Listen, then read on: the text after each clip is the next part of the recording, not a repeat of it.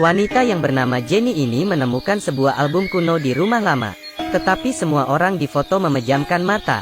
Dengan curiga Jenny bertanya pada pelayan, kenapa mereka tidur saat foto? Pelayan malah menjawab, mereka bukan sedang tidur, mereka sudah mati. Ternyata, ada wabah besar di abad terakhir. Mereka yang selamat mengambil foto kerabat mereka yang sudah meninggal.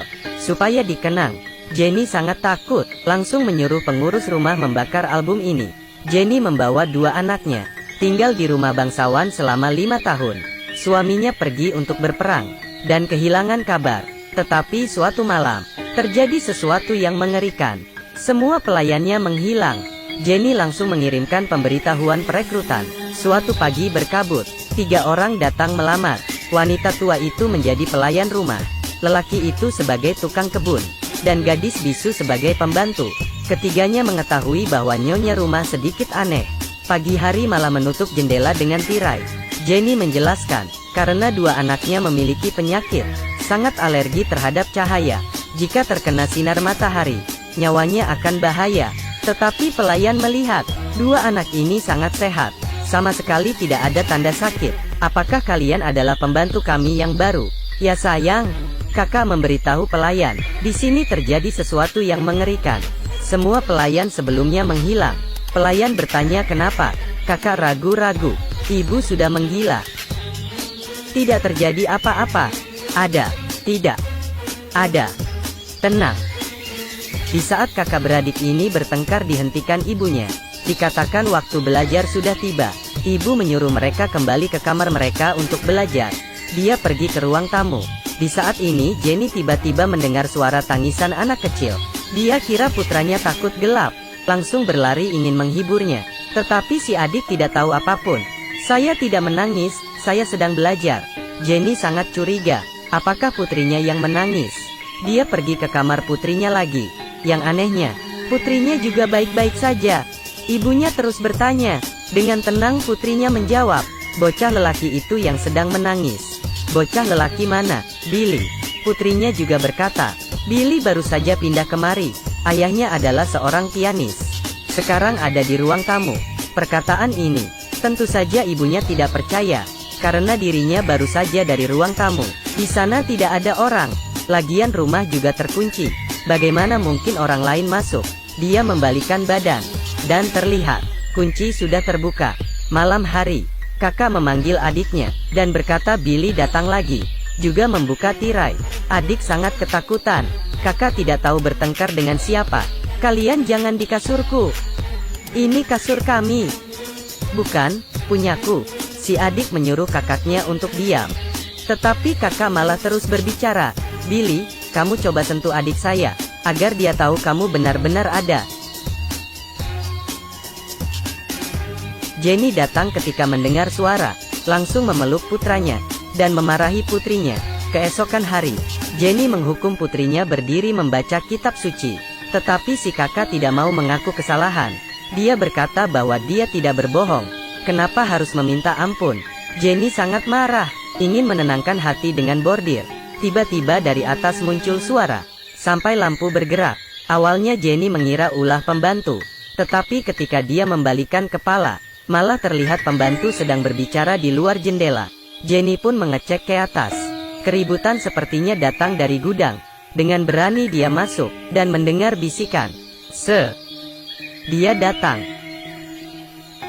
Ternyata putrinya tidak berbohong. Di rumah ini ada orang lain. Putrinya memakai gaun baru, memakai kerudung putih. Dia sangat senang, meminta ibunya agar dia memakai agak lama. Jenny pun setuju. Tetapi ketika dia kembali ke kamar lagi, dengan takut dia melihat, tangan putrinya sedikit aneh. Kenapa banyak kerutan? Jenny mendekat perlahan-lahan. Setelah dilihatnya, di balik kain itu, terdapat muka seorang wanita tua. Apa yang kamu perbuat terhadap putriku? Apakah kamu sudah gila? Saya putrimu. Jenny mendekat, dan menarik kainnya. Tetapi setelah dilihatnya, orang di depannya benaran putrinya. Sehari sebelumnya, putrinya mengeluarkan sebuah gambar, dan berkata dia melihat sekeluarga ini. Ada ayah, ibu dan Billy, dan seorang nenek yang tidak memiliki bola mata. Dia terus ada, dan berkata kemarilah, jangan asal bicara. Saya tidak asal bicara. Dia terus bertanya padaku. Billy mengatakan dia adalah seorang penyihir. Jenny membandingkan gambar itu dengan foto lama. Karena rumah ini sudah lama, banyak yang pernah tinggal di sini. Dia menebak, mungkin roh gentayangan. Tengah malam, Jenny menangis ketakutan. Malah terdengar suara piano dari ruang tamu. Setelah dia membuka pintu, tiba-tiba suara piano berhenti. Penutup piano terbuka. Di dalam tidak ada orang. Saat dia berencana pergi, malah melihat pintu itu sedikit aneh. Belum sempat dia melihat, sebuah kekuatan langsung mendorongnya. Kemudian pintu dikunci dari belakang. Akhirnya Jenny tidak dapat menahan lagi. Dia berencana mencari pendeta, agar pendeta mengusir roh jahat. Sebelum pergi, dia meminta tukang kebun untuk mencari batu nisan peti mati terdekat. Apakah ada 3 orang yang terkubur di sekitar? Tetapi dia tidak tahu. Baru saja dia pergi, pengurus rumah tangga dan tukang kebun mulai berbicara. Apakah kamu merasa aman jika membiarkannya keluar? Tenang saja, karena kabut tebal dia tidak akan jauh. Menurutmu kapan kita bisa beraksi? Tunggu waktunya. Setelah itu, pengurus rumah mengingatkan tukang kebun. Batu nisannya kelihatan. Tukang kebun langsung menutupnya dengan daun pohon. Seperti yang dikatakan tukang kebun. Tidak lama kemudian Jenny tersesat. Kabut di sekitarnya. Tiba-tiba muncul bayangan seseorang. Semakin terlihat jelas. Jenny terkejut. Karena orang di depannya adalah suaminya yang sudah lama tidak dilihatnya. Jenny membawa suaminya pulang. Sedikit kejutan melintas di wajah pelayan.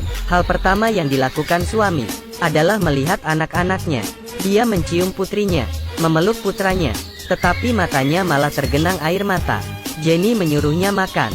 Dia langsung menutup pintu dengan kuat. Jenny ingin curhat dengan suaminya. Suaminya malah berkata, "Putri kita sudah memberitahu saya semuanya." Jenny malah berkata, "Sudah tidak ingat apa yang terjadi. Hanya teringat suatu malam saja. Semua pembantu menghilang." Pandangan suaminya sangat sedih. Menemaninya satu malam. Keesokan pagi, saat Jenny bangun, suaminya sudah pergi.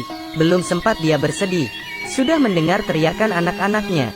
Semua tirai menghilang. Anak-anaknya terkena sinar matahari. Sampai ketakutan, Jenny segera menutupi mereka dengan kain. Tetapi yang aneh, anak-anak mereka baik-baik saja. Jenny dengan marah mencari para pelayan. Bertanya pada mereka siapa yang melakukan itu. Pelayan malah berkata, "Bukannya anakmu baik-baik saja?" Tetapi Jenny tidak mau menerima penjelasan. Langsung menyuruh pelayan memberikan kunci dan pergi. "Saya tahu apa yang kalian mau. Kamu yang menakuti kami, ingin mengusir kami. Kalian ingin mendapatkan rumah ini." Kemudian Jenny mengangkat pistol. Akhirnya pelayan memberinya kunci. Mereka pun mengikuti sesuai keinginannya. Jenny belum tenang. Tetapi dia tidak tahu bahwa dia membuat orang yang mengerikan marah. "Saya sudah tidak dapat tahan. Bagaimana denganmu?" "Saya juga. Kita gali saja kuburan mereka." Putrinya sudah tidak dapat tahan kegilaan ibunya. Berencana pergi malam hari. Melihat kakak keluar dari jendela. Adiknya juga mengikuti. Mereka datang ke hutan. Terlihat ada barisan kuburan baru. Adik yang penakut tidak berani mendekat.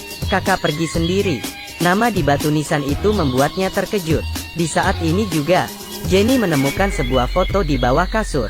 Waktunya tahun 1891, dan orang mati yang terlihat dari foto adalah 3 pelayan itu. Mereka adalah korban dari wabah besar abad itu. Ternyata roh yang dia cari selalu di sampingnya. Dia masuk ke kamar anak-anak, tetapi anaknya sudah menghilang. Dia keluar rumah. Akhirnya ketemu kakak beradik yang ketakutan. Dalam kegelapan 3 pelayan itu mendekat. Jenny menembak. Mereka tidak terluka. Jenny pun melemparkan pistol. Ditutupnya pintu, tetapi juga tidak dapat menghentikan 3 hantu ini. Ibu menyuruh mereka berdua ke atas dulu. Di saat ini pelayan berbicara. Orang hidup dan orang mati harus belajar hidup rukun. Jenny meminta mereka pergi. Pelayan malah berkata, "Yang menarik tirai bukan mereka. Kami juga bukan musuhmu. Penyusup telah menemukan anakmu. Kami tidak dapat membantunya. Kamu harus naik ke atas sendiri." Pergi berdiskusi dengan mereka. Jenny berlari ke atas. Dia membuka pintu.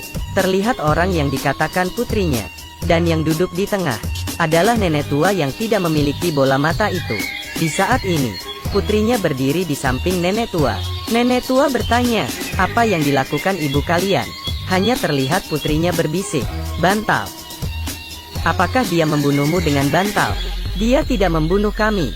Anak-anak, jika kalian sudah mati kenapa masih di sini?" "Kami tidak mati, kami tidak mati."